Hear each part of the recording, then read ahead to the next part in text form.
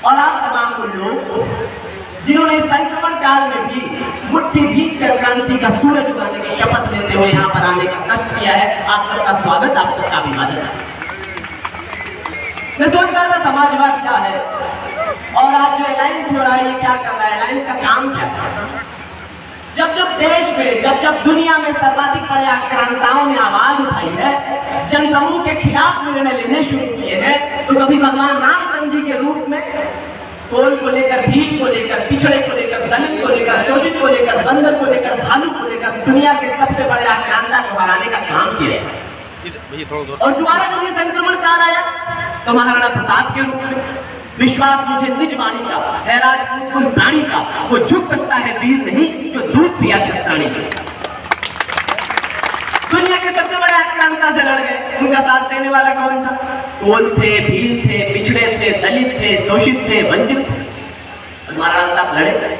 मुझे लगता है पूरे विश्व में अगर शासन चलाने का, रामराज चलाने का कोई सबसे बढ़िया फार्मूला है तो समाजवाद है, सोशलिज्म है। इंदिरा जी जब प्रधानमंत्री बनी, भैया से अक्सर पॉलिटिकल चर्चा होती है, तो उन्हें सर्वाधिक चिंता इस बात की थी कि हमारी पार्टी में समाजवाद कैसे आएगा, सोशलिज्म कैसे बढ़ेगा, जिसके लिए आदरणीय चंद्रशेखर जी उस समय ज्वाइन हुए, कल्पना राय जी ज्वाइन हुए और उन्होंने समाजवाद की परिकल्पना को बढ़ाना शुरू किया।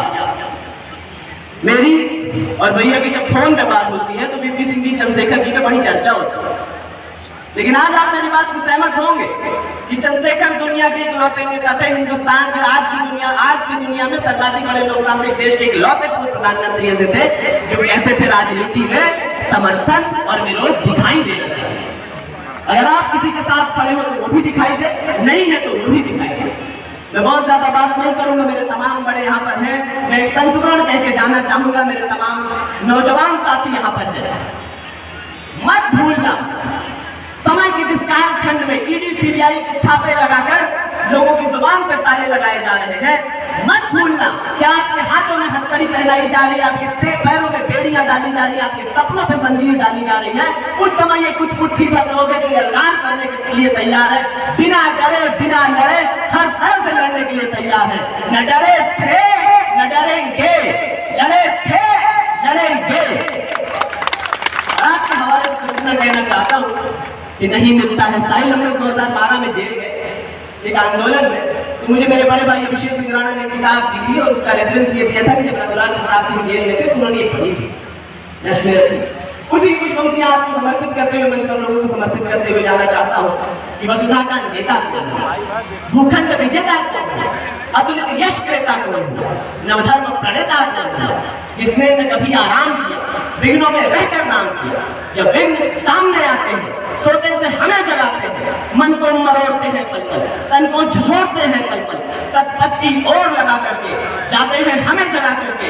है कौन विघ्न ऐसा जग में कि सके वीर नर के मग में खम ठोक खेलता है जगत, पर्वत के जाते पांव खड़ मानो जब जोर लगाता है पत्थर पानी हो जाता है, पीसा जाता जब दंड बहती रहती धारा प्रचंड, रहती जब जब सहती प्रहार, बनती लल्लाओं का शिकार। जो पुष्प भिगोए जाते हैं हम उनको गले लगाते हैं, सच्चाई विपत्ति जब आती है कायर को ही दहलाती है, शूरमा नहीं विचलित होते हैं, क्षण एक में धीरज खोते हैं।